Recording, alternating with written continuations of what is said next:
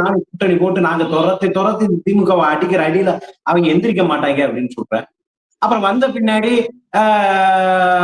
இப்ப இன்னைக்கு போய் முத்து மரணத்துக்கு போய் பெட்டியை வாங்கிட்டு வந்த பின்னாடி என்ன பேச்சு பேசுற நீ? எது கட்சி ஆரம்பிக்கிறேன்? இது வரைக்கும் என்ன 20 வருஷம் ஆட்சி செஞ்சிருக்கா? ஊழல் பண்ணிருக்காரா? அவரு அரசியல் கட்சி என்ன கொள்கைன்னு கேட்கிறீங்க. பிறப்புக்கும் எல்லா உயிருக்கும் சொன்னாவே முடிச்சு முடிச்சு அதே கொள்கை கொள்கை மாநாடு விளக்க மாநாடு அங்க அறிவிச்சுட்டாரு, எல்லாமே பண்ணிட்டாரு. ஏப்பா நீ வேலையை பாரு. உனக்கு கல்லா கட்டுறதுக்கு கிடைச்சிச்சுன்னா இந்த கல்லா கட்டுறதுக்கு காசை கண்ட இடத்துலயும் கூவிட்டு திரியிற டேஸ் மாதிரி தெரியாத.